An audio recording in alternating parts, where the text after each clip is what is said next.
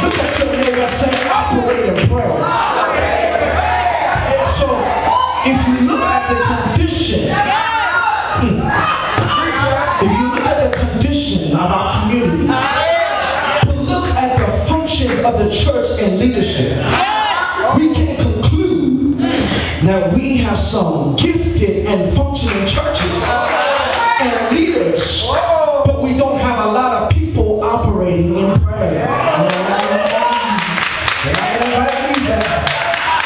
But what I got to might as well say, because of results Jesus and the other followers of Jesus produced, it only happened after prayer. See, some of y'all looking at me strange. We need some Bible. So let's look at that text. Jesus went and prayed. Then it says, watch this, Jesus decided. Somebody say decided. He decided, Bishop, to go into different territory than what the disciples were talking about. And to preach the gospel, watch this, indicating that this was why he came. You know why so many people are missing the mark in the wrong ministry, trying to put a great gift to the wrong place? It's because we're not taking time to pray and allow God. We're just looking for the best place that can benefit us instead of the kingdom. Prayer keeps us kingdom focused. Oh God, help me, Jesus. And then he not only preached, because when you're praying, you're not just operating in gifts, just preaching and teaching.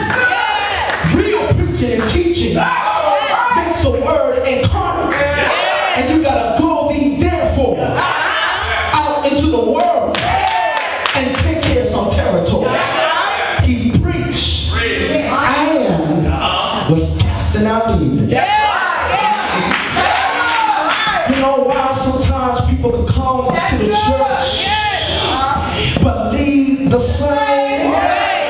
It's because the word and the messenger is not saturated in prayer.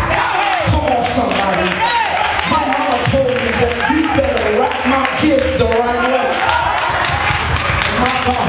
And the right way to wrap God's gift is in prayer.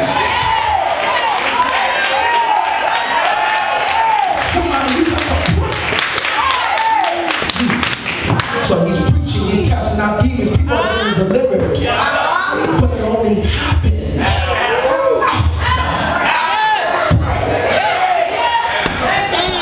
Reason why so many churches, preachers, and believers all over the place. They're all over the place. Somebody out in the church, but no territory has been taken. Because Jesus said, I'm going to go to Galilee.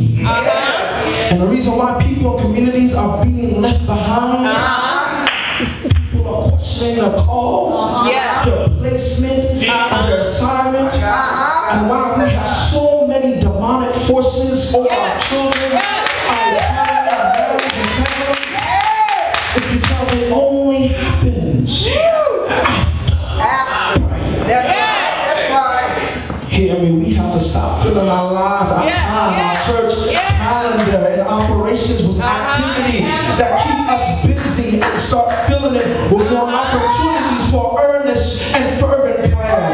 And then allow the influence of the Spirit through prayer to lead and dedicate how we function as individuals and as a corporate body. And it's not just for the congregation.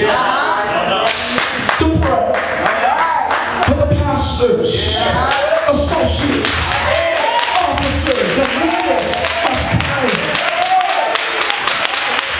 Because if the head is operating in prayer, the body will function right. And if the body is functioning right, then greater works shall we do. Come on, somebody. And then we can deal with the demons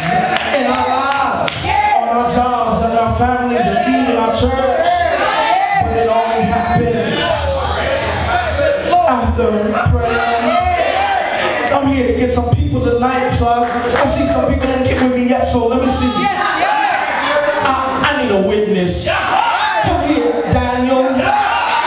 You were placed in a lion's den, but you came out without scratches. A matter of fact, the lions became your pillow. How did that happen? Well, it only happens after prayer. I need another witness because I see two more people. I gotta get them. Come here, Shadrach, Meshach, and Abednego. You were in a fiery furnace, but you came out untouched by the fire. As a matter of fact, you were walking around in the fire, and there was a figure that looked like the Son of Man. How did it happen? Well, preacher, it only happens after prayer. All right, see, I got that one. Need one more. I'm trying to help somebody. Come here, David. All of Israel was scared of Goliath. Nobody wanted to deal with the problem, Bishop.